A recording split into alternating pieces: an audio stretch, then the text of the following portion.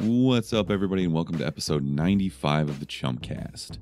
Crew's all here to discuss Mark losing a bet and having to get my face tattooed on his ass, a dump of new movie trailers, and tons of movie and E3 news. Then you can bust out your adult diapers and leave the lights on because we saw A24's latest horror thriller, Hereditary. We did a full non-spoiler and spoiler review, but trust me, if you're into horror, you're going to want to see this in the theaters. We get to see The Incredibles 2 next week, and in honor of that, we want to hear your favorite quote from a superhero flick. You can find us on all social media at the Chumpcast, or call or text us at 847-920-6107. If you leave us a good enough voicemail, you might hear yourself on a future episode. If you want to support the show, you can find our merch at thechumpcast.com. We always appreciate kind reviews, subscriptions, and ratings on Apple Podcasts. You can also shop on Amazon through our affiliate link at thechumpcast.com/Amazon. Now, if you'll excuse me, I'm going to curl up into the fetal position and try to rock myself to sleep. How good's that Billy Joel song, though? It's officially stuck in your head, though. Whoa, for the longest time. I don't know what's gotten into you guys for the last, 3 episodes. We like to jam. Two-man a cappella group right here. Terrible. So, Mark, how you feeling about that Cavaliers bet? There were no terms. Terms were established. Terms were not established. Terms were established. Your punishment was not. Okay. So the bet's off. The only thing that we said was you have to get my face tattooed on your ass. Okay, then I will go ahead and do that. You didn't say what type of tattoo. This is recording. I know. I'll put a removable tattoo of your face on my butt and I'll wash it off immediately. No. Instagram picture first. No.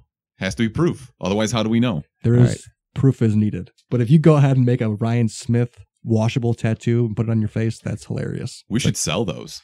It's like $580 online to make. Hey, you made the bet. We warned you. That was a stupid bet to take. No, that was just an idea at the time when we were recording the podcast because we didn't have a punishment established. No, I'm talking about you betting on the Cavaliers. That was a stupid bet. What was stupid is you guys, after they lost 3 games, then you text me, all right, well, what's your punishment going to be, Mark?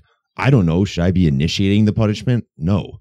I'm going to ignore the fuck out of it. Oh, you're just going to let us decide? No. Well, the bet's off because you can't the bet is not off. You can't come up with a punishment after they lost 2 more games after that. This is where I step in as the witness and as the enforcer of the bets, because that's what I do. I'm the enforcer of the bets. I am going to say that, Mark, we will establish a movie that you need to see that is definitely going to be just much worse than the movie that we're going to see in a week, and you can give a fake, brutal review of that. So we have that precedent set. That's the bottom line minimum bet. We can establish it. There's a bunch of movies that dropped, a bunch of trailers that dropped. Right, I'll go see a shitty movie. All I'm saying, it's like if we were watching a recent Ronda Rousey fight and I took Ronda Rousey, and then after the first 4 minutes of her getting her ass whipped, you're like, all right, well, what are we going to make your punishment? No, you should have already established what my punishment was going to be. We made the bet. No. You said, I'm taking the Cavaliers. No. By the way, Ronda Rousey, she's in that new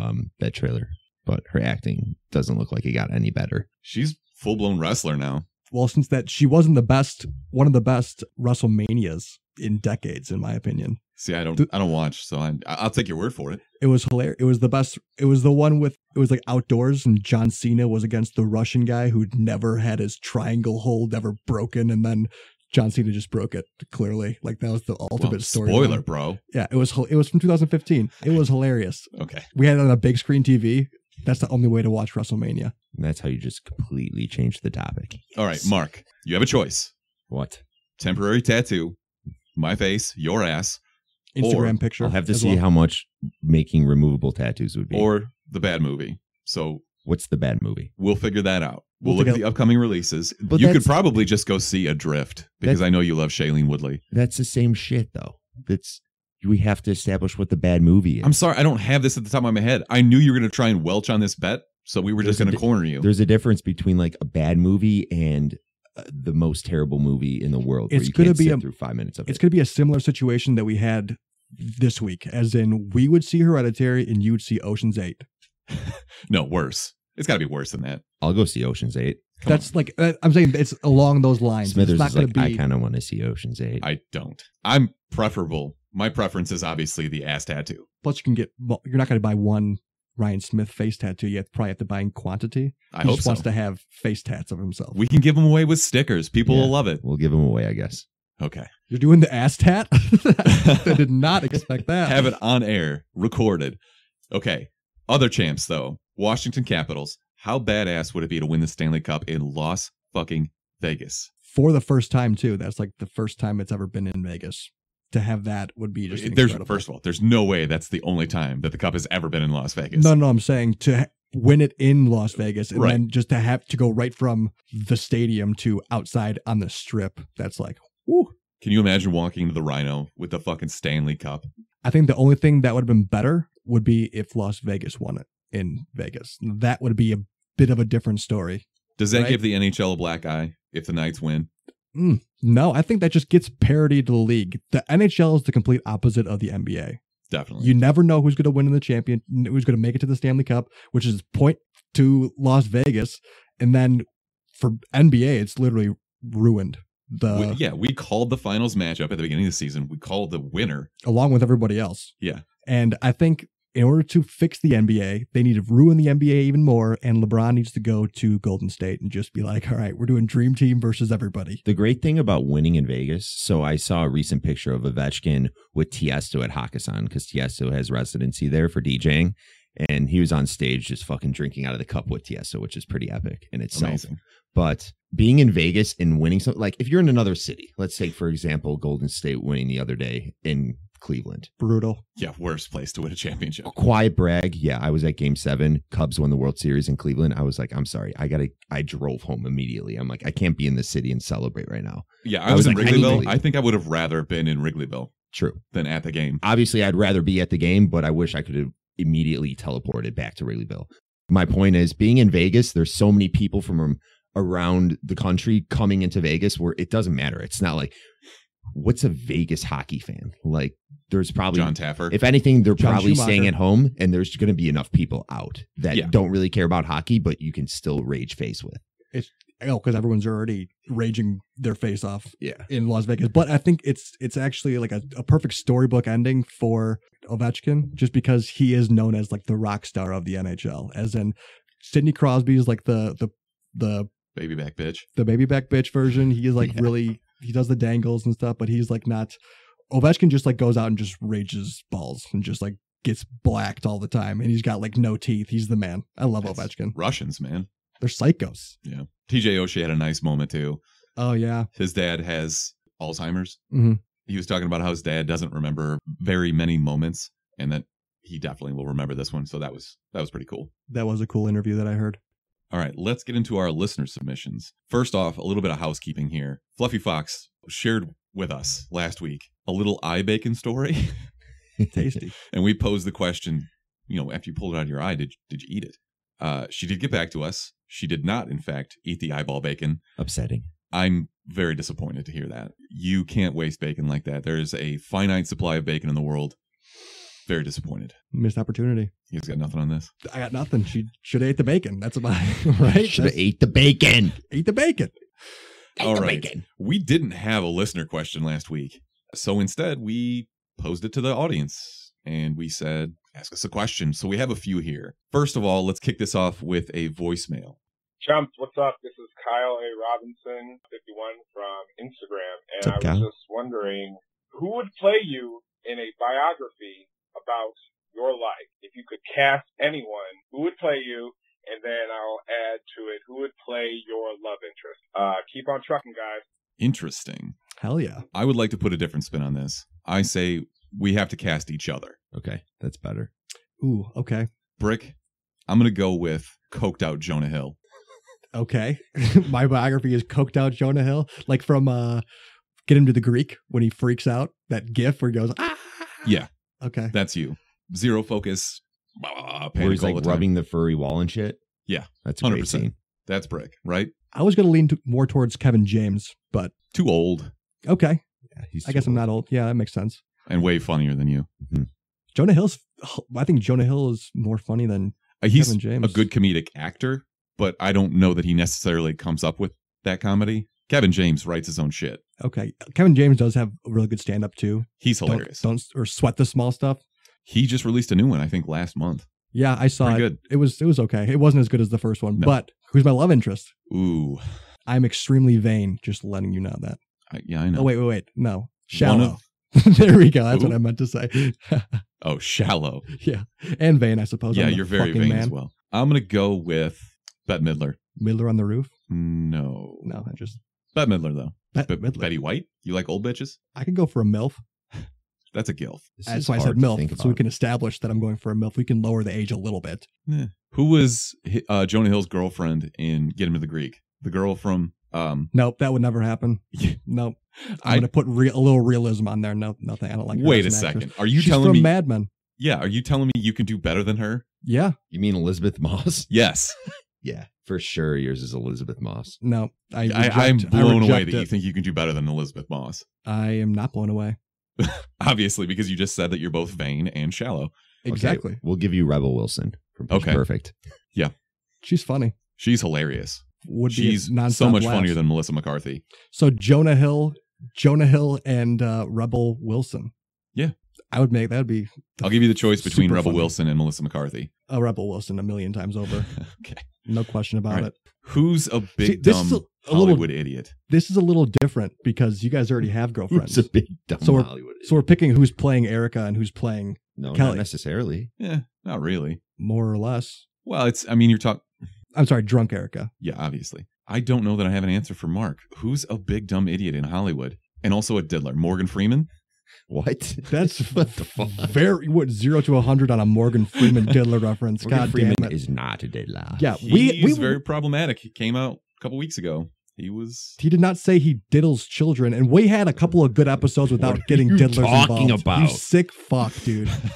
I hate your guts. You should be the diddler. If anybody's How going am to I be the the diddler, diddler? you're the Kevin Spacey creepy diddler guy because you bring Kevin it up every Spacey's a single good one time. for Mark. Kevin, No, Kevin get the Spacey. fuck out of here. Kevin Spacey's too coy and I'm just not like, bald yet.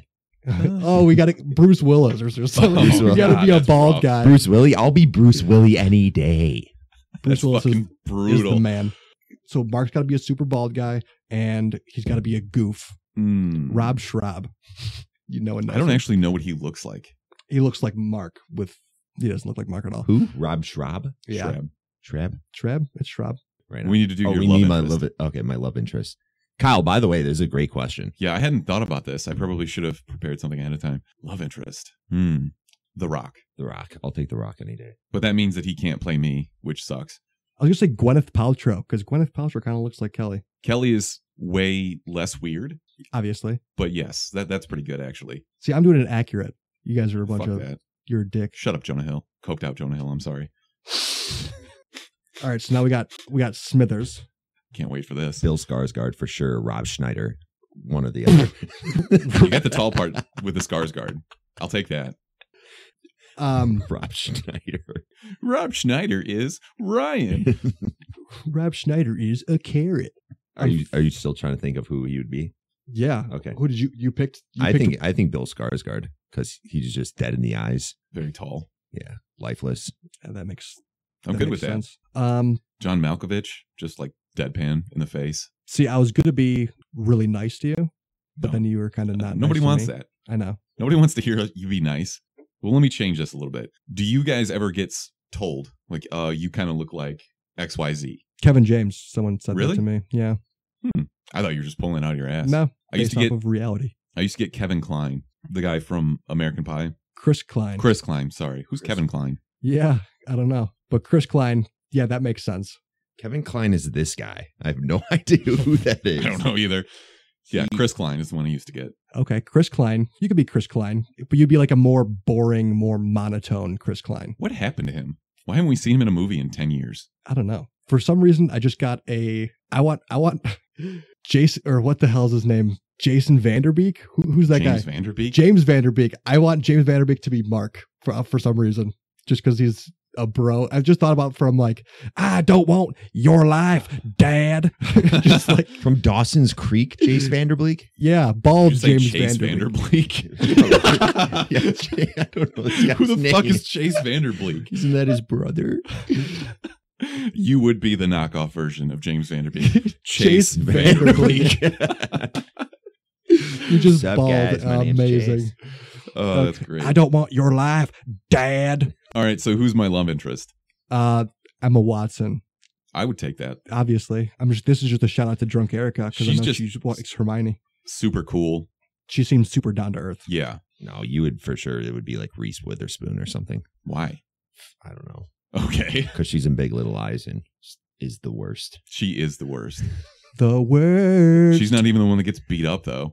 Yeah, no. Who's that? Shailene Woodley? No. The one Nicole Skarsgård's Kidman. always choking the shit Nicole out of. Kidman. Yeah. Brutal. God, that's hard to watch, man. I can't believe you love that show. It's so weird to me. It's quietly pretty good. Okay. It's quietly. Got to give it a chance. All right. So Shut up, this is a Chase great Vanderbeek. question, by the way.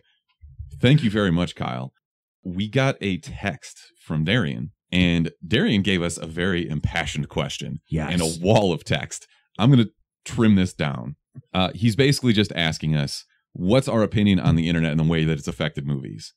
Everyone he went has an all in on opinion. this because he says, and I quote, "At first I was just going to mention spoilers, but nah, we going all the way, fuck the internet." So he is clearly pissed. Something was ruined for him.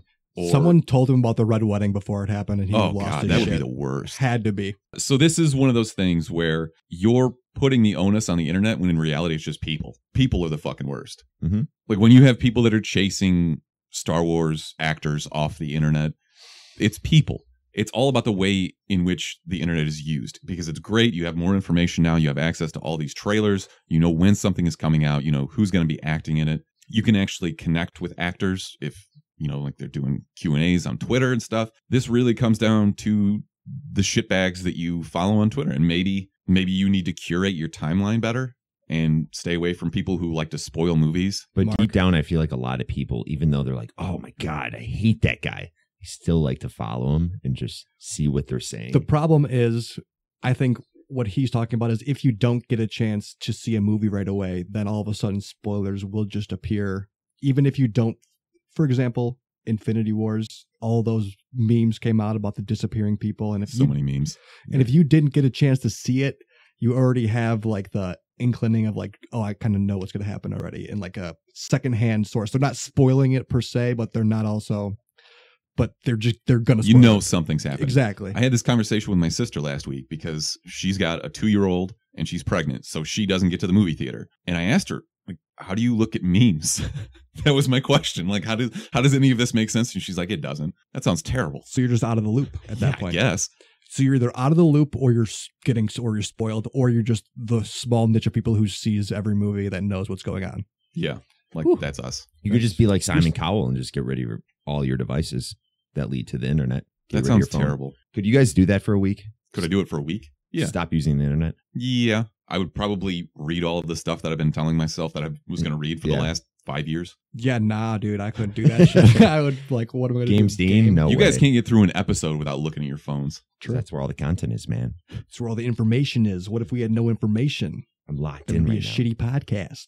When did you guys get your first cell phones? Ooh, I had an LG flip phone when I was in 7th grade. Jesus. I got lucky. I was at McDonald's and some guy left his like Oh my God. prototype Razor phone. It was like burnt orange and super badass.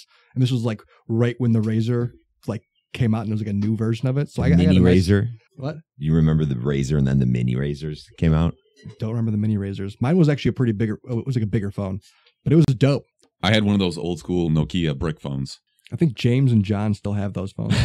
I feel like you had the The Sidekick? Sidekick, yeah, No. with the rolly. My parents never would have Scroller. given me that. Really? I had a beeper when I was in middle school. That shows your age, It does. you old fuck. I mean, Bob's beepers. I was in like 7th grade and I made all this money selling burnt CDs because nobody had to do it yet. And I was like, fuck it, I'm going to get a beeper. Damn. No one would ever beat me. It's just like, yeah, I got it. That's that burnt money, that Wait, burnt CD money coming in. Give me that beeper. So Beep, how beep. old were you with the beeper? I was in 7th grade. And you'd have it latched onto your I had a little belt- chain that hooked to my belt loop. Yeah, dude, that was cool. with No, your it wasn't. Gigapet. I actually never had one of those. You never had a Gigapet? No, never had a Furby. Did you had Palm Pilots for sure. You were probably the No. Palm Pilot guy. Mm-mm, Really? no, I didn't get my first cell phone until I was like junior in high school. Really? What about your first MP3 listening device? Like iPod Mini. iPod Mini? I was in high school. I think my first cell phone was in high school too.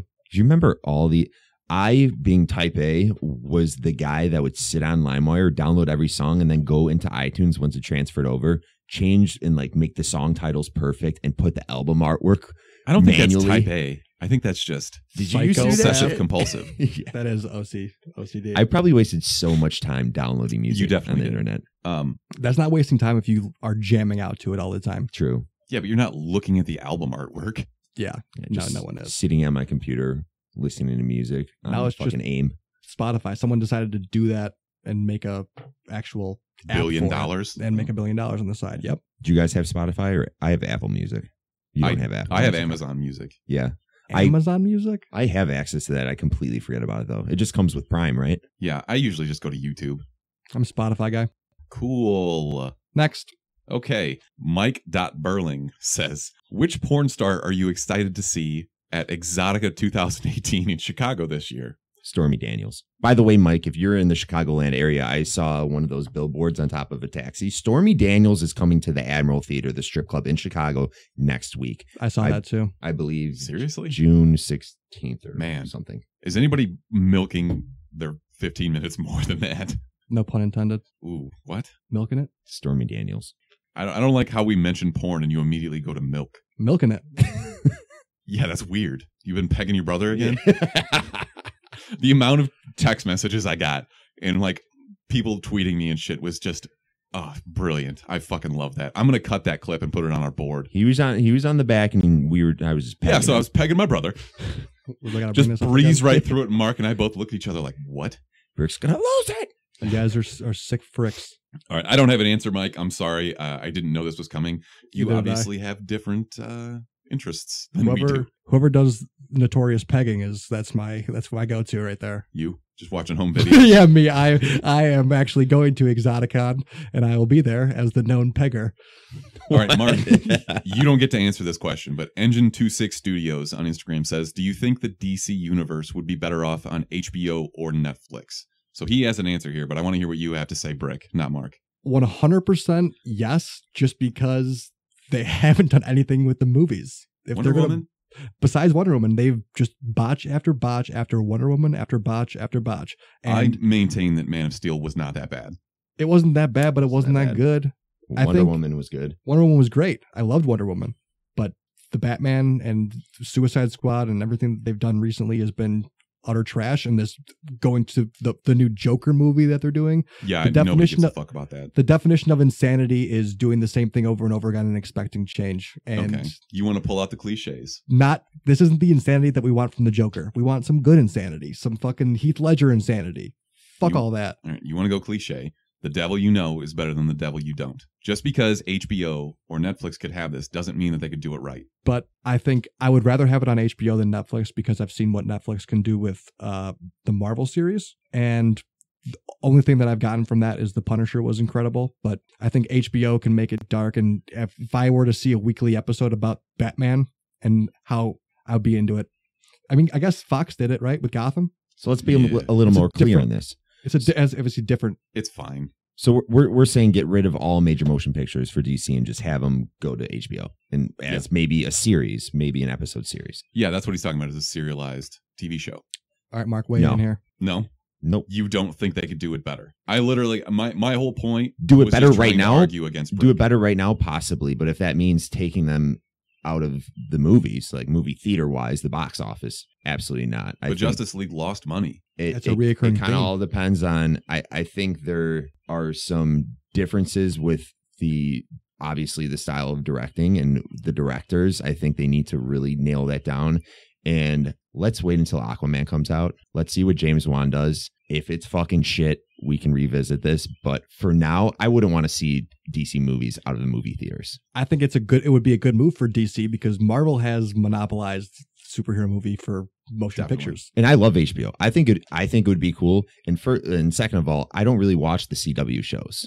I'm not that big of a DC guys where I don't have that much time to watch all the Arrow, Supergirl, They're on the Netflix. Flash. Yeah, they're on Netflix, but they're also 35 episodes per season, That's true. and they take they're up an a hour lot long. of time. Yeah, I think so I can't really speak to that about fine. the shows that are now. I would obviously love to see shows like that go to HBO, but as for the movies, I think we're just stuck with it. It just sucks that they're not that great recently. There's been a few ones like Wonder Woman, but I wouldn't want to see them out of the box office. See, I agree. I wouldn't not want to see them out of the box office. Like, obviously, I'm down to see a Batman movie again, but I think you could do both. Exactly, they could do both, and I think what they like Marvel does. What they're saying is like, I want the darkness from like the Dark Knight, but the CW can't give me that, in my opinion.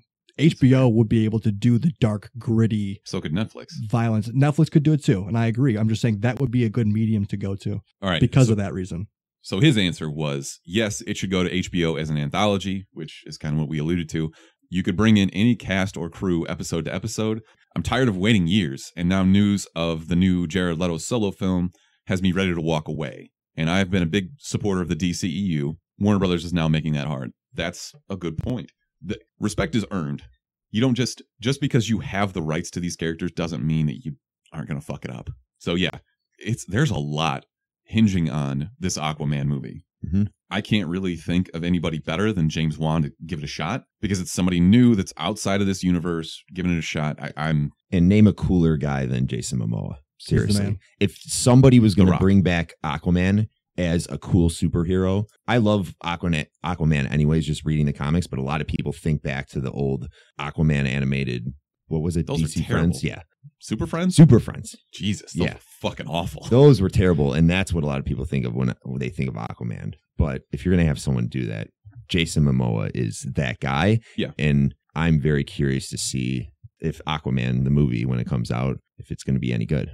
Time will tell. I agree with Engine 26 Studios, though, that a lot of people are ready to walk away from the DC universe. And if they're going to botch it again with the Joker is a character that you can only see every 3 years or so. And if they're going to re-up this same character and their same storylines and stuff like that, people are going to be like, yo, fuck off, DC. Marvel is They can't get all their ducks in a row. And they come out and announce a new movie every fucking week. And most of them never come to fruition. We're not going to get Birds of Prey. Supposedly, we're not going to get Batgirl now. Batwoman. Was it Batwoman or Batgirl? Batgirl. Okay. I believe. Doesn't matter. Make a fucking movie. Put it into production before you come out and announce it. Sorry. Moving on. All right, our buddy Chuck from Chuck Loda Comics. We know he's a very big Star Wars fan, and he's asking, since 5-day passes for the Star Wars celebration in Chicago have already sold out 11 months in advance, what does this mean about Star Wars fans and the theory that after The Last Jedi and Solo, that Star Wars is in trouble? So there's been a lot made lately of Star Wars fatigue, which I think is becoming real. A movie a year is a lot. It's becoming similar to I'm just going to take this from my own personal reference point of gaming. Assassin's Creed. If you keep pumping out movies and games that are the same kind of thing and not making any changes, it gets dry and people will eventually move on. But I think in this case, it's Star Wars. That's not possible. People are going to see it. People are going to go. I don't think this is a dying franchise, especially if you got people buying these 5-day passes for the Star Wars convention just like almost a full year in advance. It's already sold out. That's like some next level. You can't manipulate that kind of fandom. It's going to stick with you. I talked about this last week and how bad Star Wars fans have become. I think it's the vocal minority on Twitter and Instagram or whatever, on Reddit. They're just being assholes about it. And it's wanting to be outraged because this thing that you grew up with is changing and you can't predict it. And I don't understand it. I don't understand this recreational outrage over, putting a woman in the forefront instead of having all male leads. And I just don't fucking get it. Like, what are you so mad about? Also, it's an ever-changing landscape of fans, as in, I like Star Wars. It's okay, in my opinion, but I loved Solo, and I loved the direction that they're going with Solo, and I know that 60% of the original Star Wars fans were outraged by it because of small little details that are going to be that nobody understands. Exactly, and now they're not going to distance themselves from the franchise because it's doing so poorly, even though they're still making good movies. It's not like the DC thing that we just talked about, how people are like, this is movie after movie where it's terrible. Yeah. It's like, they're still producing good stuff. They're not going to be, they're exploring different areas that are running parallel with the Empire and the Rebellion. And so they're just exploring more of the universe. And I think more people want that. And they're also gaining more fans from that, from reaching out in different areas. I think no matter how much bitching there is over the internet, a diehard Star Wars fan, no matter what, if they're pumping out 3 of these movies a year, they're going to go see these movies no matter what. Give me your $15 and get It's the same thing for me. As bad as the DC movies are, some of the recent ones, I'm going to go see these movies because I like to connect with the characters, even if they sometimes do a shitty job at it. I like to see different portrayals of characters, and I might leave the movie pissed off because that's not what I wanted. But if there's a DC movie, I'm going to go see it. And that's a fact. Same thing with Star Wars. I think you lost people at the box office because me not being that big of a Star Wars guy, I'm seeing the movie for the podcast and talk about it. But so without the podcast, you wouldn't have seen Solo. I wouldn't have made an effort to go see it right away. It was also squished between two pretty big time blockbusters, as in we had Infinity Wars, and then it Deadpool. was Deadpool. Came after Deadpool. Okay, yeah, it was squished between a couple of different movies that came out. Yeah. The excitement is just dwindling when you're pumping out more than one movie a year and there's no anticipation for it. For just a mediocre Star Wars fan like me, you know? Yeah. There's no excitement for me because I'm expecting 2 movies a year now. And it's good to hear this from you guys because you're self-proclaimed not the biggest Star Wars fans. I think I'm a bigger fan than you guys are. I'll see these until they put 5 of them out a year. Yeah. If the question is Lucasfilm the division of Disney in trouble? The answer is not even close because they're still printing money between toys, comics, movies, TV shows, Disney's streaming service. There's no way that they're in trouble. They would have to fuck up for 10 years straight. Yeah. People were probably having the same conversation when they put out the 3 prequel movies. They're still around. Mm-hmm. Yeah, definitely. So thanks for the question, Chuck. The last question we have from Games Bond, G4, MES Bond. Why is Mark Auska flaking on his bet? Well, that's a good question. Great question. Mark, do you care to gonna field bring this? this back? Great name, too, by the way. You got nothing? Can't defend yourself? Flaking on what bet? We just agreed that I'll go see a shitty movie or I'll look into getting a removable tattoo printed. Tattoo, for sure. Okay, we'll see. Good question. All right. Next week, Incredibles 2. Been waiting for this movie for 12 years.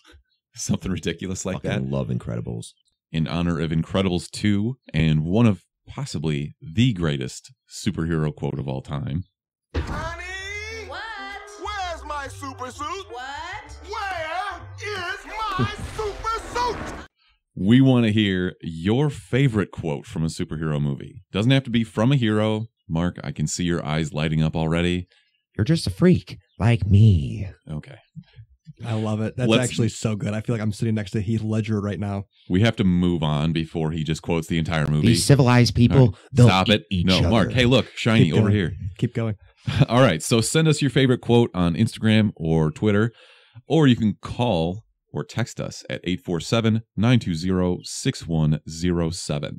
All right, then let's get into the news for the week. We had a fucking trailer palooza over here. We had How to Train Your Dragon 3, Suspiria, Wreck-It Ralph 2, Lego Movie 2, Bumblebee, Spider-Man Into the Spider-Verse, Halloween, Predator 2, and Bad Times at the El Royale. Since we don't have time to go through all of these, I want you guys to pick your favorite from the week and tell me why. Halloween. Why? Because Michael Myers and That's not a reason. That's just a character. I'm excited to see this. Would you even call it a reboot? No, it's a continuation. It's a continuation. And I enjoyed growing up watching, I would say, the Michael Myers, the Halloween movies out of anything. Those scared the shit out of me. But just from the trailer, I thought it looked pretty pleasing so far. So I'm excited to see what they do with this. Jamie Lee's back. Jamie Lee Curtis. Yeah. Yeah, you have to. Was she in the couple more of the recent ones, or she took a couple She movies appears off, right? sporadically. Like sometimes she's not doing anything else and she's like, fuck it. I'll go reprise my role. Yeah, I don't know. Are people asking for more of these, or is it just Blumhouse milking this for all they can get? Or is it both? I think people are just getting kind of sick of, they want to see the slasher films again. They don't want to see all these paranormal activity movies and Conjuring movies. Like we're getting enough of those. Insidious, we're on like the 5th Insidious. So bring back a couple of slashers. It's going to keep people happy. Okay. And they're cheap to make, so. All right, Brick, what's your pick? I got to go with Spider-Man Into the Spider-Verse. You son of a bitch. I fucking knew you were going to pick this. You don't even know anything about the Spider-Verse. I don't, but you called him Black Spider-Man. Yeah, because he's wearing the black suit. No, that's not. That is not why you said it. 100% why. Don't tell me I'm racist because I saw a black color of suits and called it Black Spider-Man. Not being racist. Miles Morales is black. Yes. He is black too. That's beside the point. But when I saw the trailer, it's got that CGI like comic feel to it, and I wasn't sure. I thought this was going to be just something like you throw on to like a Netflix movie or whatever, but this is a feature film. Yeah. And I think the thing that caught me was having Jake Johnson in there. He's playing one of the Spider-Men in like the universe, and he's playing actual Peter Parker. Kingpin is what they have him labeled as in the IMDb thing. But anyway, what? No, he was Peter Parker. That's what I thought. He was Peter Parker, but yeah, it's weird in IMDb. Has okay, it could be differently. both. Yeah, either way, he is. I think he's going to be hilarious as the voice actor for Spider-Man for Peter Parker. You will know him from New Girl. He plays Nick. He's like the perfect irresponsible person who's supposed to be like a role model for this up and coming Miles Morales Spider-Man. And I think just the way he's going to portray Spider-Man is going to be hilarious. And I think they can do a lot with it. The fate of this movie rests on whether or not Spider-Ham is in this movie.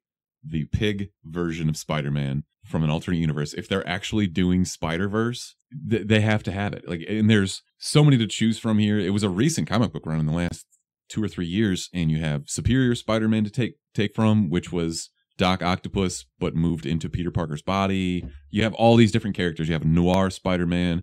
This could be so great, and the animation is gorgeous. It does. It has a very comic book feel, which gives, I think that's a great homage. We have to see this in 3D. I feel like you're doing it injustice if you don't see it in 3D. I agree. Okay. It's a Christmas drop, so I guess we'll see. My pick for the week, since Brick, you coward, stole mine. Wreck-It Ralph 2. Ralph Breaks the Internet. And I have a huge soft spot for the original, and it's one of Erica's favorite movies. She actually, I think last Halloween, dressed up as Penelope, Sarah Silverman's character, Awesome. for Halloween. It was just such a great movie. You got John C. Reilly, Sarah Silverman. This is just amazing. I can't wait to see this. The 2 trailers have been hilarious, so I hope that they're kind of keeping some stuff in the reserves for jokes in this movie and we don't end up with an action point type scenario. Yeah. But that's the thing is, like, Disney is flexing on this one. They're putting out all the stops with all the licensing that they have. You see Iron Man, you see Star Wars, Disney princesses, just flexing nuts. Literally, it's gonna. I'm pumped. John C. Reilly has a great voice for like Pixar animated films. He's not dumb, but he sounds dumb. Mm-hmm. It's perfect. Like, he's just a big dumb ogre. He's Goof. Mark. It's a He's a lovable goof. voice. He's Mark. Maybe John C. Reilly should play you. I can do that. He has too much hair. Yeah, Yeah. Shave it all up. It is receding though, like mine. All right, in other news, Peter Jackson has confirmed that he will have no creative connection to Amazon's billion-dollar Lord of the Rings show, but he is putting together the creative team that will make the show happen. I don't know if this is good or bad. The last, the 3 prequels, Smaug and all that shit, they were fine, but they don't hold a candle to the original series, and I don't know that this will either. Where does this timeline-wise take place? That is a great question. I don't know that that's been released. Like early Hobbit days or later? See, the way that you guys are about Star Wars, where you're just kind of like ancillary fans, that's how I am about Lord of the Rings. Okay. So I really don't have an answer to that. You would think with a $1 billion budget, they could convince Peter Jackson to come on. Yeah. I don't know. Kick-Ass and Kingsman director Matthew Vaughn is working on both a Kingsman cinematic universe, which apparently is going to have 3 more Kingsman movies as well as a TV show, and also a Kick-Ass reboot, reportedly focusing on Hit Girl. That should be cool. I don't know if they're going to bring Chloe Grace Moretz back on for this, but I think they should. Mm-hmm. She was good. Definitely, they should. She, in the recent comic run, I haven't read it, but I think she takes over for Kick-Ass. She's no longer Hit Girl. Like, she puts on the green and yellow suit. Yeah.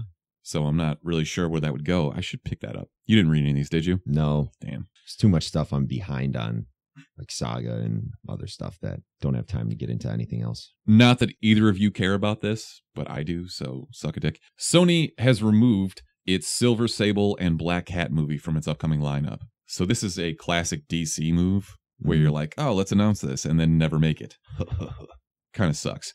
Nobody was really looking for this, and this universe is not fleshed out. We still haven't seen Venom. We have 1 Spider-Man movie. Mm-hmm.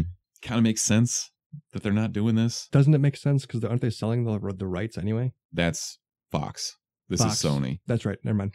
And by the way, Comcast is still in the middle of fucking up that deal. So fuck you, Comcast. Hate you so much.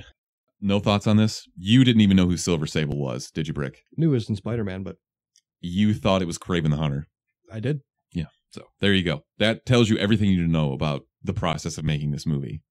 Fellow Addams Family fans can drool over the cast list for the upcoming animated flick coming next year. Charlize Theron as Morticia Addams, Oscar Isaac as Gomez, Chloe Grace Moretz as Wednesday Addams, Finn Wolfhard, Yeah. all right, as Pugsley, Bette Midler as Grandmama. That's where I got that Bette Midler poll earlier for your... I was Nice. wondering where that came from. Yep. And Allison Janney as the villain Margot Needler. Allison Janney played the mother in I, Tonya. Oh, wow. Oh, okay.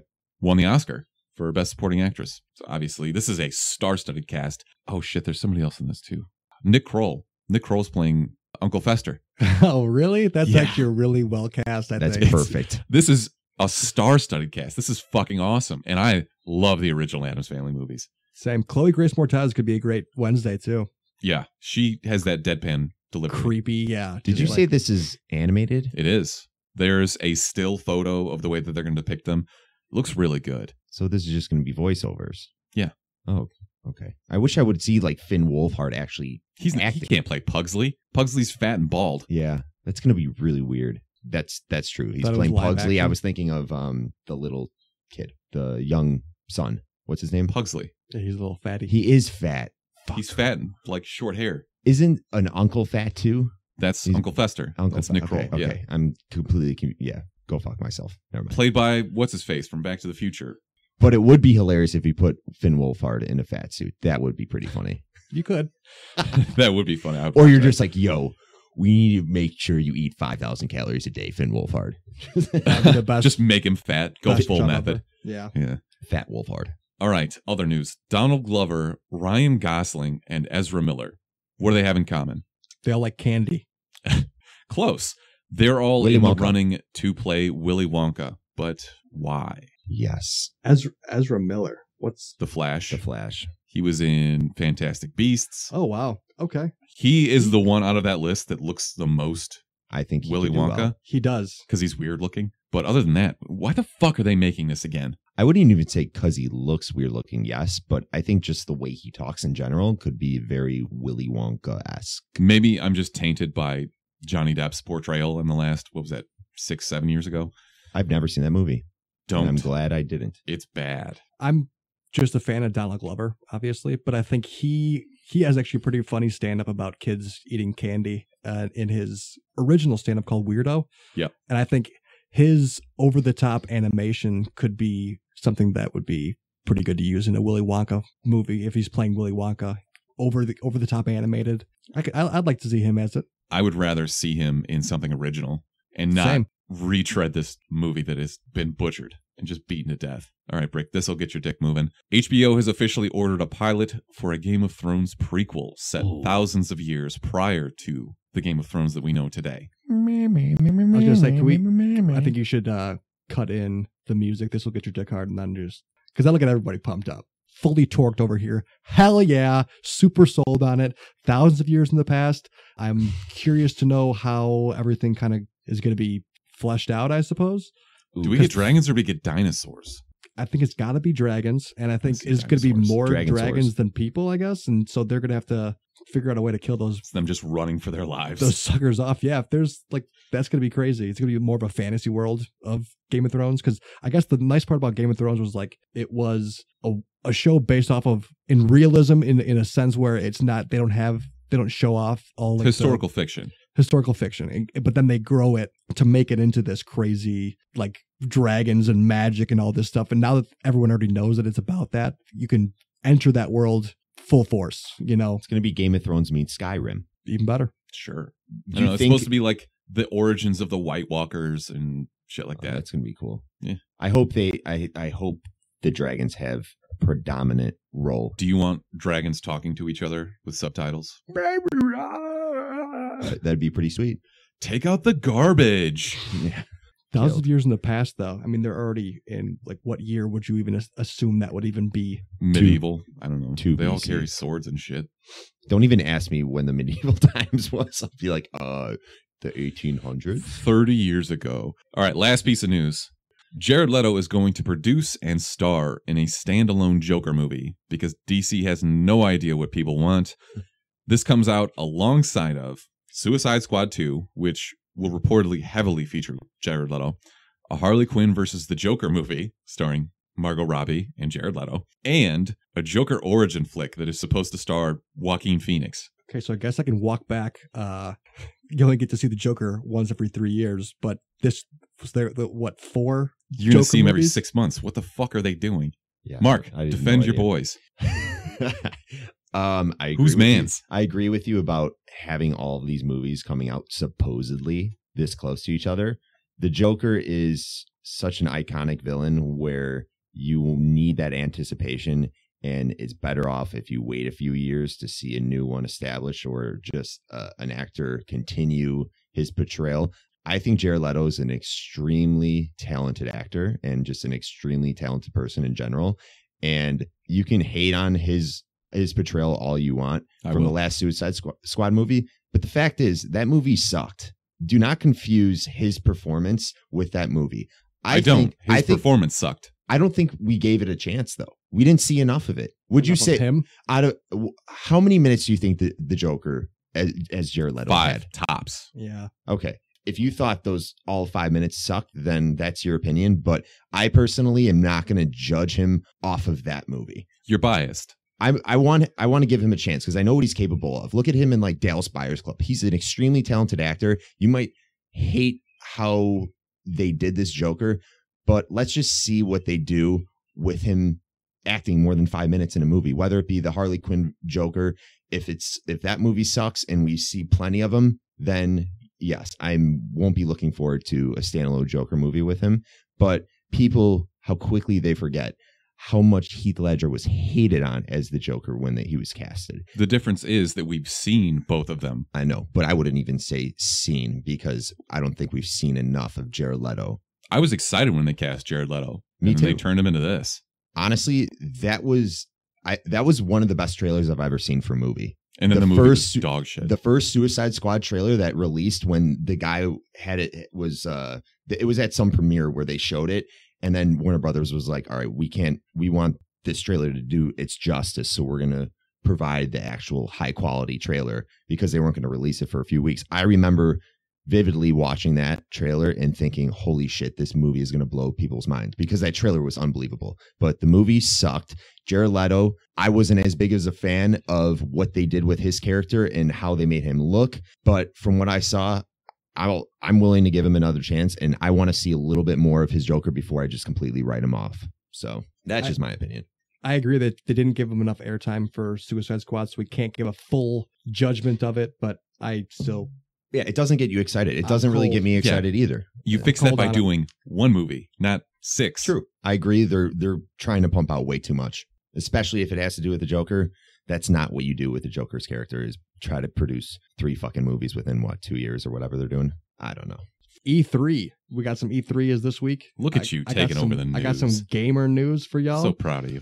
I'm just going to list off a couple of the spoilers that have kind of pre-released. I guess they're not spoilers. They're just already pre-released games that have been notified for this E3. Assassin's Creed Odyssey. Like I said, they're kind of pumping Is that these the up. ancient Greek one? It's ancient Greece. They did a lot with the Egyptian gods in the last one. I think they can do a lot with the Greek gods in this one. So looking forward to it. They'll probably have the same mechanics. Star Fox Grand Prix, which is the people who made Diddy Kong Racing. Remember that game? Oh, I loved that. Was my first Nintendo 64 game. Hell yeah. They're coming out with a Star Fox Grand Prix Racer. So that's going to be, I think they got the planes, they got the tanks, they got the cars. So I think this could be a really fun game to come out. They needed a Star Fox game to come out. True. It's been too long. Hitman 2. Did you guys ever play Hitman? No. Hitman's incredible. I'm kind of soft on that franchise. Hitman's awesome. Once you get into it, it's actually it's a great game. It's a great solo game. It's not episodic anymore. It's going to be the full game release, so you don't have to wait for it. We got Gears of War 5's coming out, which I'm fine with. Gears of War is always great. They got shotguns and stuff. Did you see that Dave Bautista is like lobbying to play Marcus Phoenix? Yes. And That would be awesome. I'm sold on that. If they make a Gears of War movie, that'd be pretty good. It'd be hard though because the voice is so iconic. That's John DiMaggio who Mhm. does voices for like everything. It'd be really hard to hear Dave Bautista and not. Disassociate. I'm down, but I think the concept of it would be very good because all the story modes in Gears have always been fantastic and very captivating. Very dark. Who plays Very story violent. modes? Mark would love it. Ooh. Bloodlust is through the roof on that for sure. Don't Literally, they have a- like shotguns with Chainsaws? chainsaws attached Hell to those, them and those shit? are machine guns with chainsaws attached. So if you go up and you hold B, you chainsaw somebody to death, and it's fucking gruesome. That's great. So Bethesda released a new trailer for Fallout 76, a Fallout game with a nuclear explosion where they go into all the vaults, and Mhm. so they're releasing that along with Rage 2, which is kind of like a futuristic dystopian. I'm trying to what's that Mad Max kind of, but with guns that are like people on the ground, more or less. Not that's the same like world, not like I'm trying to think of Say words. a better way to say that. It's yeah, a world with no resources, In a world. very scarce resources. It's not like a futuristic high-tech world. It's like a futuristic, hey, you're living in a desert type world. exactly, and Okay. everything's scarce, and it looks like a new. That's their newer game. That's going to be like a big time release. Hey, Fine. I was just thinking futuristic-wise. Do you think they're ever going to come out with another Red Faction game? I used to love Red Faction. Red dude. Faction games were awesome. That's where they were on Mars, right? Yeah. Dude, that was one of the first games that I was like open world. It was kind of, is that from Rockstar? It was a first-person shooter. I don't know. It might have been I'll look that up. or something, but I've always been curious if they're ever going to bring that back because the last one I think was for PlayStation 2. Or yeah, Xbox 360, Yeah. something like that. That was That is THQ and Volition. THQ. nice. Yeah, that was a great game. I would love to see that released at E3. Finally, the one that I'm probably most pumped about is Splinter Cell. Yeah. Spies vs. Mercs was one of the most original online gaming platform I've ever played. Is Splinter Cell still under the Tom Clancy world?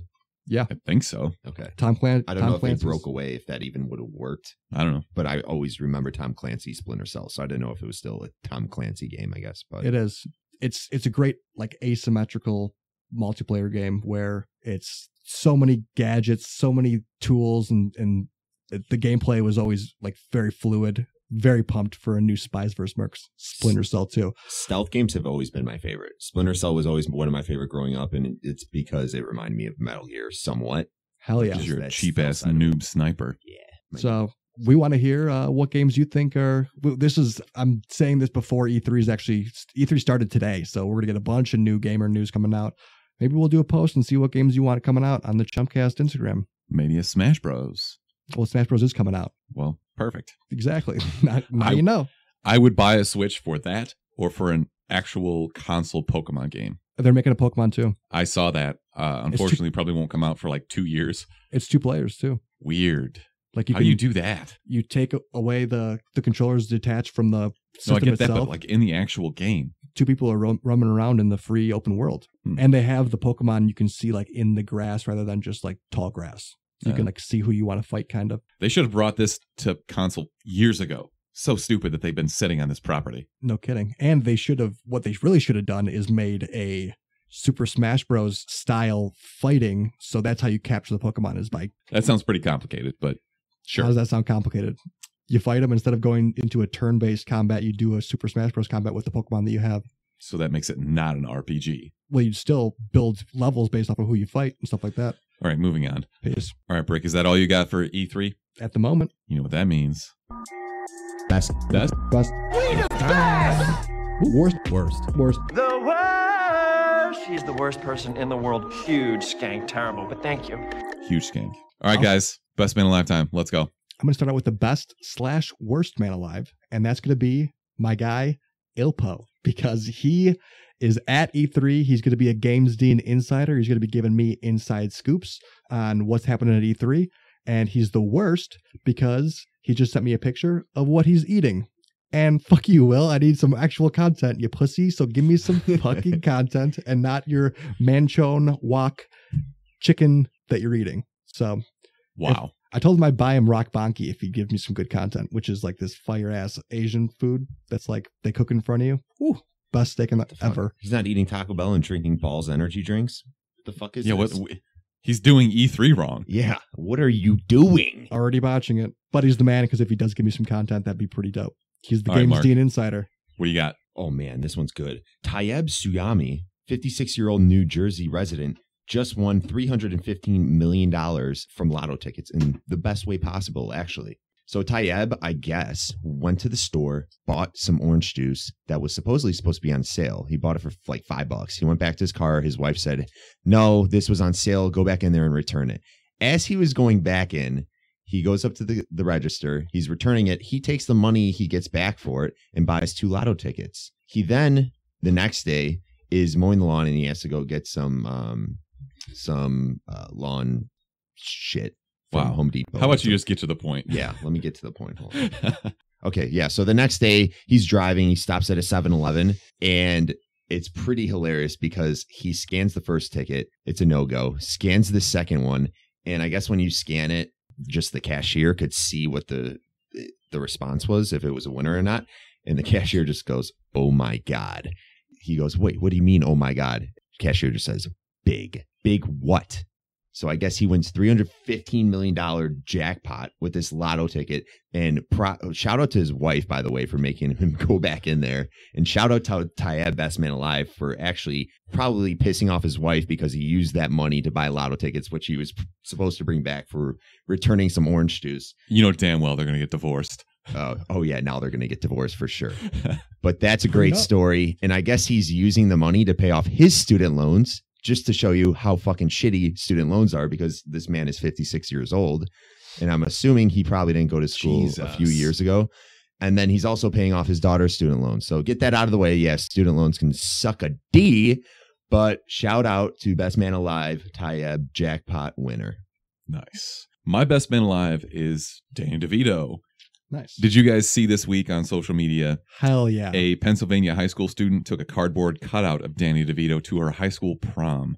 Made national news. What? Yeah, this is probably not what you want to get famous for, because it's kind of depressing, but still a funny story. So later in the week, Rob McElhenney, Mac on Always Sunny, shows up on set. He catches wind of this, and he and Danny DeVito made a cutout of the girl. And they had it on set at Patty's Pub while they're shooting Always Sunny. That's great. This is an awesome story. I love how down to earth these guys are, and it's Brick, you're wearing your Patty's Pub shirt right now. Literally, that's amazing. Yeah, I'm pumped for that. I fucking love Danny DeVito, man. That's an awesome thing to do. He's up there on the list of people, like Hollywood actors, that I'd want to have a beer with. Oh yeah, I love celebrities that don't act like celebrities. Yeah, exactly. But they also interact with their fans. There's so many celebrities out there who you'll see all these Twitter responses, and the only time they ever respond is to someone else that's verified and someone else that's a celebrity. Yes, I get it. But at the same time, there was a story the other day. I think it was Chris Pratt talking about how it's just like, if you respond to these people, you're just making their day. Yeah. And it could take you 2 seconds. It pisses me off when it's like you have these celebrities. I get it. You're responding to other celebrities, writing back to you, whatever. You want to keep it in your little fucking celebrity clique. But you just responding to a Joe Schmo that is probably the biggest fan of you is awesome. And you never know. Somebody could be having a bad day and you just turn it around for them. Yeah. All you do is it takes 10 seconds to send a tweet. Literally, even if you like a tweet, it's like, oh shit, Chris Pratt liked my tweet. That's insane. Sick. And Chris Pratt is great about it because he does Q&As on Twitter. Mm-hmm. He's the man. Yeah. So shout out to you, Danny DeVito. You're the man. And Rob McElhenney. I can fit you on that. Honorable mention to Anthony Bourdain. Really sad news this week. Yeah. I loved watching anything that he was on. Long time story of him being a recovering heroin addict and alcoholic and all that, and unfortunately took his life this week. That's just sad. Yeah. But this is a reminder, and at the same time, it shouldn't be a reminder. If you have friends who you know have depression, or even if they're not known to have depression, but maybe said something, or you think they're just down, talk to them, make sure they're cool. And just call them and say hi. Yeah, it's obviously a huge issue in the world, and things like this are terrible, but these shouldn't be a reminder. People should be willing and reaching out to friends and family and just making sure if they care to you and they mean something in your life, you should just make sure they're okay. And yeah, sometimes it's hidden and it doesn't seem like somebody has issues deep down, but they do. So just keep that in mind. And it's the little things. Exactly. So fucked up too. Like you think a guy has everything. Same thing with Kate Spade. Mm-hmm. A week ago. That's terrible. Sorry to bring it down. Yeah. Let's bring it down even further. No. Because we saw Hereditary this week. Oh my God. The most disturbing movie of the year by far for me. Currently at 93% on Rotten Tomatoes, 76% from fans. So this is kind of the opposite of what we normally have. critics enjoy this more than the fan base. Estimated budget of about $10 million, on pace for 12 on its opening weekend. I think word of mouth really did this some favors. Oh, yeah. This is widely credited as the scariest movie of the year, or maybe even in years. Disagree. What's the verdict on that? Brick, obviously you feel a way about it. Why don't you explain? I don't think it's scary in terms of jump factor or like gonna get you like look behind your back, or it's not that kind of scary. It's more disturbing. Like, oh, that is like some fucked up shit Gross. that is happening. That is gross. And like, yeah, it's just one of those. It's not jump scary is what I'm going to go for. I wouldn't say it's just like creepy and just Unnerving. a little bit. That's a good way to put it. What do you think, Mark? I would have to agree and disagree somewhat. There are scenes where you're catching yourself looking in the background because there are things going on that are out of focus that you know are there for a specific reason to I scare know you. exactly what scene you're talking about. Like you said, jump scares, no, but at the same time, just disturbing, gets you at the edge of your seat because the shit is going on in the scene and you know that the person that the scene is focused on doesn't know about it, and there's some scary figure in the background. It was fuck. Did you just have a stroke? Yeah. This movie was fucked up. That's all I can say. And I would say it was scary is not the word. It was definitely the most disturbing movie of the year, but scary wise, I would put it up there as probably the scariest movie of the year for me too, so far. See, I didn't find this to be piss myself scary. Yeah. When I leave a horror film, I want to be uncomfortable and scared when I walk to my car in the dark. I want to be looking over my shoulder at the back seat, terrified that there's something behind me. And that's not what I got out of this. This is more disturbing imagery than actual scary scenes. Mm-hmm. There are a couple. I jumped during a certain point in the movie, and the woman sitting next to me was like, what? So yeah, some of those elements are there, but it's not the scariest movie in years. But that's not what makes it good, though. I think the acting in this movie is spectacular. I think Toni Collette. Toni Collette is, I think she should at least be nominated for Best Actress this year, just because some of the monologues that she had were disturbing, and just like the way she portrays this mother in a way where it's just captivating. You can tell that she's fucked up. So Toni Collette, you might recognize from Little Miss Sunshine, Sixth Sense, and Mark, she was the CIA agent in XXX, The Return of Xander Cage. Man. So I know that's where you would recognize her from. She wasn't in the orgy with 10 other girls? She was not. Okay. She is probably the biggest name in this movie. She plays the main character, this mother who loses her reclusive and strange mom. She probably has the weirdest career choice imaginable. She makes little dioramas of scenes. What the fuck was that about, dude? I don't know, and I wanted to talk about that because I didn't understand if there was a deeper meaning behind that. I think that's a very unanswered question that we all have throughout that movie is what the fuck is her job? That's a big time question. Who's this guy texting her that she supposedly works for, asking if she'll be ready with a diorama of the most tragic scene in the movie, her just pinpointing the most tragic scene in the movie in a little fucking figurine type scenario I think diorama. she did that for fun. It's so fucked up. Yeah, it's a really weird thing to slide into this movie. Yeah, I'm trying to figure out why she was even doing that and why even have it in the movie. I have no fucking idea. Anyways, she slowly starts to realize that her mommy was into some real freaky shit. And she's lured kind of down towards the same path to very, very weird results. Other people you might recognize, Alex Wolff and his big ass mole play her son. You would recognize him from Jumanji. He was the character who took the form of The Rock. I don't really know what else he's been. Oh, he was in Patriots Day. No, he was in what was that anime spin-off live action on Netflix? Ah, fuck. Oh, Death Note. Death Note. Was Death that him? Note. Yeah, that was him. I don't remember seeing his mole in that. Neither do I. They probably think you might be CGI'd it out. wrong. Really? Am I wrong? He was blonde in that movie. Nat Wolff. Who the fuck is Nat Wolff? Is that Alex Wolff's brother? Weird. Damn, that is weird. That is his brother. That is his brother. Oh man, so that's not him, but that's his brother. I'm kind of. He has a weird mole in a different spot. Yo, he's got it on his chin. What the fuck? I knew there was a mole. I knew there was a mole. This is more disturbing than Hereditary itself. Yeah, shit. Yeah, he dyed his hair blonde for that movie. Wow. I knew I wasn't that crazy. I'm totally derailed and caught off guard by that. All right. You also have Millie Shapiro, who does not actually look that creepy in real life. Yes. They did not do her any favors. No, I mean, they not. did I'm sorry. because she's awesome in this and she looks creepy as fuck, but that is not what she actually looks You like. were very scary looking, Millie Shapiro, but that's what needed to be done in this movie, and you Yes. did a great job. So Yeah. Super creepy. Mark, standard questions. Were the ghosts in this movie jacked enough for you? oh man, the ghosts were pretty jacked. They were moving shit. They're fucking shit up. They were hanging dong. And I think another thing is there was for sure a huge cardio factor here. I'm pretty sure the whole cast was sweating throughout the whole movie. Oh, yeah. And the whole family didn't shower for a whole week. They were every scene, especially Alex Wolff playing Peter. He was just profusely sweating. And I'm just like, take a shower, dude. You know what Take that a reminds fucking me shower. of? When we saw Upgrade and in the car chase scene, Yeah. the woman cop gets out of the car and she's all sweaty. We're like, what, do they not have fucking air conditioning in the future?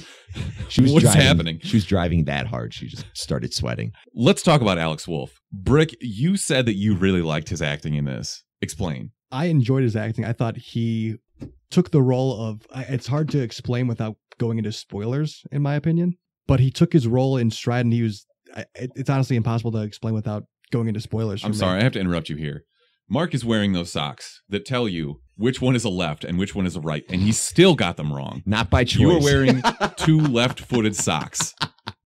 These What the socks are fuck? so stupid, but it is true. You can for sure tell if you have a left-footed sock on your right foot. I knew that you didn't sleep well last night. You stumbled in here fucking an hour late, as usual, Hour 15. We can make a and hereditary. you're wearing two left-footed socks. This You could be psychopath. This could be the most disturbing and scary movie in itself. Is somebody that puts on two left socks. What a psychopath. I don't even know what to say. I'm sure you were making a really salient point.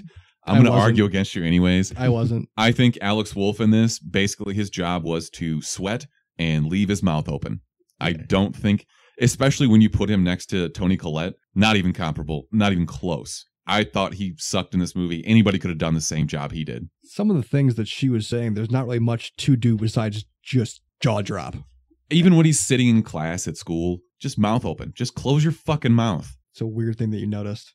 I recognize mouth breathers. Where We won't spoil it, but he had a reaction to probably one of the most tragic events you could go through.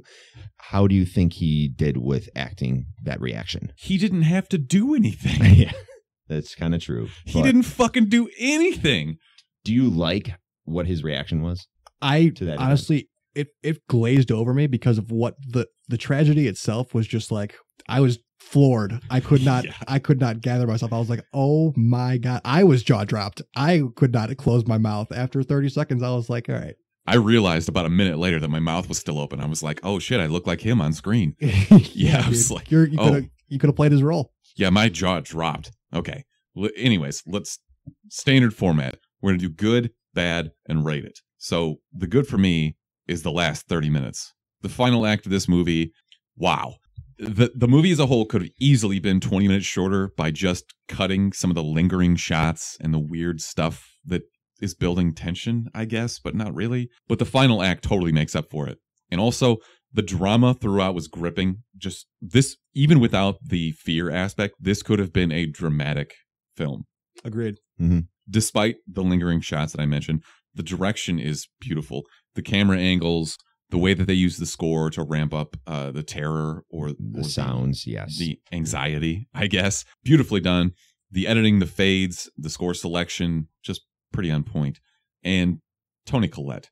I mean, what else can you say? This is one of the most believable performances in recent memory, especially in a horror movie, because you don't usually get those. Usually you get, I don't know, C-list actors that are just like, oh my God. Yeah, this was great. Watching her break down mentally was hard to watch. It was an devolution of character, which was great. On the other side of that, as I said, the first two acts, it's a real slow burn. And the only thing that I think kept me awake through that is the fact that people kept telling me that this was the scariest movie in years. So I'm like, if I start to doze off and something pops out, I'm going to shit my pants. Yeah. And Alex Wolff, I mentioned, I was left with a lot of questions about the causes of the weird shit that was happening in this.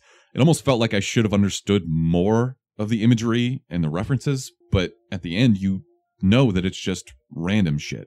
They just pick random things, which we'll get into a little bit later, but I don't know. It just didn't do a good job of explaining. And my last bad thing is the people that I saw this movie with. Oh my God. No one in this theater could shut the fuck up or stop making noises, and you know exactly what I'm talking about. So annoying. Just shut up and watch the fucking movie. All right, I'm done. Everyone in the theater was probably doing that one sound that They were. is, yeah, and looking around like, hey, did you see what I did there? Yeah, I fucking see what you did there. Shut the hell up, though. Anyways. So we all went to 3 separate movies. Yeah. We all saw this alone, and we all had the same thing happen. Yeah. Makes you kind of wonder if Somewhat. they're just like planning people in the movie theater. God, that's brutal. Just fucking watch the movie. I agree. I That saw was- the matinee for this, and I'm glad I did because it wasn't dark, and I walked Because out. you walked out into the sunlight. I was getting ready to go to Spring Awakening, the EDM festival in Chicago, see Tiesto. So I was in a little different mood, but it probably wasn't the best way to start my afternoon out in general. Overall, the good with this movie, Toni Collette killed it acting wise. Amazing performance. There's really not much more to say. Go see this movie just to see her performing. On that note, I think that since Get Out was a horror film that got Oscar noms last year, Mhm. I think that kind of opens the door for her in this movie to be nominated, and she deserves it. That's the first thing I thought of was Get Out when I was thinking about her getting an award. Yeah. As for a recent drama, thriller, horror type movie, probably one of the better ones I've seen in a long time. So that's another reason you should go see this movie, people. It's the best horror movie since Get Out. What about it? Damn it. Which one was scarier? It was For me, jumpier. this movie. I think it was jumpier. They're scarier in different ways. Agreed. This is more believable. I hate when tragic scenarios happen, and it could very likely be something that could happen in your life. Ooh, yeah, the relatable factor. You know, and not like a fucking clown just stalking me. Yeah, if that happened, that would be extremely fucked up. But the probability of that happening, not on the same level. I'm gonna as something dress like the this clown movie. and stalk Mark. just with a little. You don't balloon. think this is real? Come Waving here. I'll show you real. Pop, pop, pop. waving a severed fucking limb. Yeah.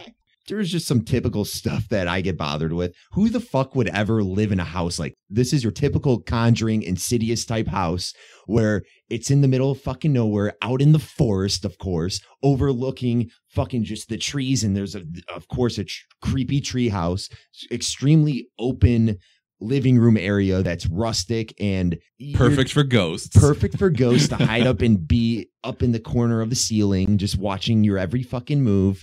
Just, yeah, there were some things like that where it was your typical, Turn the lights on. Setup. No, they don't turn the lights on. Of course. Yes. I would be like, Ma, I'm not fucking living in this house. I don't care. No, Mom, I don't want to be a part of your seance. Yeah. Get the fuck out of here. Go It's- to bed. Especially, like, it wasn't even the fact that this is Grandma's house. We loved Grandma.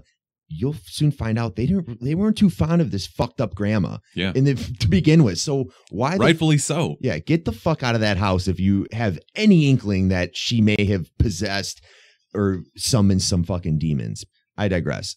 Awesome movie in general. I think they're going to do a number 2, and I'm definitely going to go watch It's gonna a be second. A big number 2 movie. right on your chest. Yes. Brick, what do you think? Again, I'll start with the good, and that was Toni Collette was spectacular, as I said earlier, and as you said earlier, and as Mark said earlier. It's a unanimous from here that she was out of So this good. world.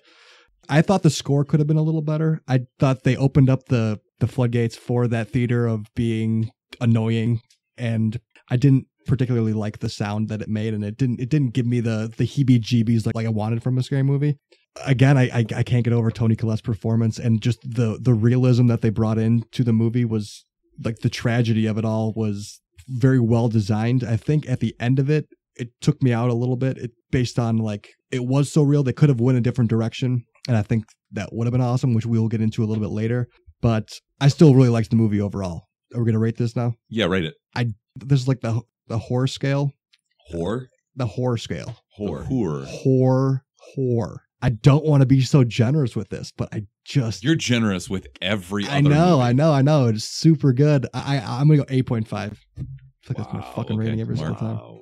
What about on the Fast and Furious scale? 6. 10. 3. Mark, what's your rating? 8. Same. I'm going to give this an 8. I think it's very well worth seeing. I'm glad that we made the last minute decision to see this instead of Hotel Artemis. I'm so glad. I still want to see that, but this was wait. probably better. I can wait. Yeah. This is more of a theater movie than anything. Yes, I would agree with that. I think that this is one that you should see in the theater if you want to see it. True. All right. That said, let's get into spoilers. So if you have seen it or you don't plan on seeing it, you can listen. But otherwise, check the show notes for when we get into our recommendations later on. All right. The way that Toni Collette reacts when she finds Charlie's decapitated body is going to stick with me for a very long time. Her scream. Oh my God, no. She is a fucking pro at losing her shit. It made me uncomfortable to watch. Thinking about it now, just bringing it up is making the hair on my arms stand up again. Yeah. Just like her performance is it's chilling. Know who she reminds me of? Relatable performance that I can think of would probably be Mrs. Stotch, Butterscotch's mom from South Park. Oh my God, just freaking out at everything. Wow, deep cut. Did you guys think Charlie was going to die that early in the movie? No. Not at all. I thought Big shock factor. The way that she was front and center on all of the trailers and the posters, I thought for sure she was going to be the main character in this. same. And they that's kill what her in the first act. That's like going into the second act there. Yeah, agreed. Perfect misdirect too. I think they could have utilized her creepiness a little bit more in like the third act. Having her in the background of scenes more often would have definitely created a more Like when her eerie type head of rolls sense. off and it turns into a basketball. Yeah, I was going to say she yeah. shows up in Peter's bedroom. That was scary. But That was I creepy. think more of that, just her death stalking his whole life would have been extremely disturbing if they would have put a little bit more into that. I agree. They could have done a little bit more with that as well. But can we get into Toni Collette's real quick? Just like the first scene of her going into therapy and then her not really wanting to talk, but then slowly, gradually opening up more and just more. opening the fucking and- floodgates. And but the way they do it, they do it in a way where she doesn't want to do it right away, and then she starts explaining herself, and then there's just like what she says is kind of fucked up, and then there's no one really says anything, so there's like a little bit of that dead silence. And so rather than pausing, she pauses for a little bit, but then she just keeps going. And then it's like, because she has more to say. And then she has just more and more and more. And then it's just the most, like, it's explains her fucked up family perfectly. And then from there, I mean, you go from the dinner table where she blames the death of Charlie on Peter. And he just like, what do you say to that when your mom? Well, he roasts her right back. Yeah. He does, but which was great. Charlie didn't want to go. And yeah, she didn't want to go, Mom. And just the way she rips him apart, and she doesn't want to blame him, but she does. And she brings up like that her brother had like schizophrenia, and there's all these like different diseases that run in that family. Hereditary. Not only that, but the way that she recalls dumping paint thinner on her kids and with a match in her hand when she was sleepwalking, that is fucked up. How do you live in that house? How do you not constantly are sweating every time you're going to sleep, being like, lock your door? Yeah, my mom might come in here and burn me to death. Yeah, Mom, I'm gonna go live at the Holiday Inn Express for a couple weeks. I'll see you later. And when she talks about trying to have a miscarriage with Peter, that was fucked. And that was the thing that I wanted them to do in the end, was just take all those scenes, make her sleepwalking be part of all schizophrenia, and her having to say all these things, the things that she's saying out loud. It could have been completely stayed in the realism with that and made it a very just like a tragic movie by just going into that in that area, because they do that dream. They show that, yeah, which was fucking bone chilling. Let's talk about the miscarriage, because I think that's extremely important in this movie. Why did she want to have the miscarriage? Because it seems like the grandma was pushing the miscarriage a little bit. Is it because the grandma, when she was getting into all of her demonic summoning type shit throughout the end of her life, did she know that her pregnancy with Peter wasn't the host that was needed to, or not the host? Well, at the end, you discover he is now the Devil King, or whatever you want to say it is. But yeah, the eighth was the eighth king of hell. So was Charlie born as the eighth king of hell, and the grandma wanted her? No, because she says, Toni Collette's character says, like, I kept Peter away from my mom because she's such a fucking weirdo. But why would Peter? I just didn't understand why the grandma would want her to have a miscarriage or. I don't think that's the case. I don't know. I think Toni Toni Collette said that she wanted to have the miscarriage. Yeah, I think that's more the case. Maybe I missed that. The weird thing is, now that we're like connecting some dots here, we saw that note in the what's that called? Her sketchbook. No, not the sketchbook. It's like the family album. Oh yeah. And she was like apologizing for all the demonic kind of things or whatever. She says, "You'll see why I did this." Exactly. Oh, and that's weird. Now she did, and I was trying to correlate Toni trying to do the miscarriage because she would have known that her son's going to be taken over by the eighth king of hell. Yeah, good point. Do you think she knew what the grandma wanted with a son? I don't think so. Because she just says, like, when she's going on her spiel, I didn't think I was ready. I don't know. I mean, maybe there's some dots to be connected there, but I didn't really get that out of this movie. Am I wrong to feel bad for the dad in this? No, dude. He didn't ask for any of this shit. It fell into his lap, and he's caught between a rock and a hard place by trying to console his son who killed his daughter because it was an accident, but at the same time he has to console his wife who lost a daughter, and like it's a fine line between don't let him live. You still have one living son. Let him be nice to him, so we still have one. We don't want to lose him. He married into this crazy ass family though. Yeah. Which leads me back to the grandma. She definitely drove her husband and Anne's sister, Anne's brother, insane. Mm-hmm. Drove him to kill themselves, right? Absolutely. 100%. Which is a nice touch, by the way, as far as thematically storytelling. You don't realize it until the very end, but you're like, God damn, she was trying to put that demon into her son. That is a great callback and it's good storytelling. Damn. Question. What was the scariest / most disturbing scene to you? The scene in the car with Charlie just hitting that post with her head, and then it reverting back to her head actually laying there the next day with Toni Collette screaming in the background. Oh my God, yeah. I would agree with you there, but I also got to bring up when she sneaks into her son's room, Peter's room, and then she's like, "Oh my God, are you okay?" And all of a sudden it escalates into like a screaming match, and then it escalates into them both being covered in paint thinner, and then her lighting the match, and then it just like, that was like intense. Was it paint thinner or were they just sweating profusely? Alex Wolff was. The most fucked up scene to me was when she's chasing Peter up into the attic and she's just banging her head off of the fucking attic floats door. Up to the top and is oh my God. Yeah, you get that in the trailer too, but it's a little more meaningful when you know what's the context. happening. Yeah. Yes. Oh man, that parlays right up with that other part. Her cutting her head off. Yes. Jesus. I'm not gonna lie. In the first act, the scene where she's in her little workshop doing her whatever she fucking does, that was the first scene where we have something hidden in the background supposed to scare us. That kind of was freaking me out though. With the ghost? Yeah, there was that ghost of the mother. That short, like troll looking ghost just staring at her. I don't know if that was her grandma or what it was. I think it was, yeah. And then she flicks on the lights real quick, but that kind of shit is unnerving to me. That kind of led me for the rest of the movie to be constantly searching the background. Mm-hmm. And you alluded to this earlier when Peter walks downstairs and he sees that his dad's been burnt alive, and the focus changes from him up front to on the ceiling in the corner. Yeah. And he's hanging up there in the fucking rafters. That is weird and scary as fuck. That scene confused me even more because then we had a shot of, it looked like a naked Native American man just standing there. But no, that was it was just one of the cult people, I guess. In the opening scene. Yeah. Do you remember Charlie is at her grandma's funeral and there's a dude in the background that's smiling and she turns around and looks at him. That was him. That was him. I think so. Okay. That makes sense. Which is creepy because obviously he's in this cult. That's who those naked people were. They were just these fucking weirdo cult members. Mm-hmm. But that was really unnerving. I was like, what is this guy doing? And later you just see them all in the forest just standing there butt naked. Yeah. Why did they have to be naked? Yeah, they have to be though. Why? If they were wearing fucking Kirkland jeans, would you be okay with that? No. I'd be fine with it. I'd be fine with it too. Kirkland jeans. I don't need to see his shriveled up little dick. I still think that they could have easily transitioned this ending into a paranoid schizophrenia. Just the way everything that it laid out, like. It would have made more sense in the actual ending.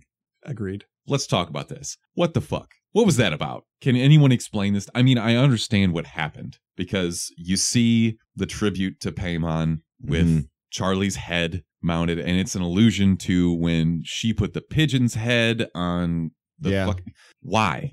This is where this movie kind of lost me. It's weird, some weird cult shit, man. It's the Lizard King type shit we'd get in True Detective 1. But this leads me back to my earlier point of not setting this up well enough. You see one very brief allusion to Paimon when Toni Collette's character is flipping through a book that her mom left to her, but that's it. Yep. There's nothing else. I definitely agree with you on that. I wish throughout the Act 1, 2, and 3, I wish they would have set this up a little bit better as to the background as to what this cult is and what they are trying to get out of this whole situation. But that's the thing is, if they're going to do this for a second, if they're going to do a sequel to this, the fact that this was based in realism allowed the movie to be paced the way it was. Yeah, I would hope, and I think you need to have a sequel to this movie, which is, I'm sure they will. Or even a prequel. That would be good too. Prequel, knowing the family's history, would be a great way to go about this movie. Good point, Brick. I had a good tweet that I want to point out. Keith Edward tweeted me after I threw out, like, what'd you guys think of Hereditary? He says, Peter and Charlie are still alive in the same body. So they're in Peter's body.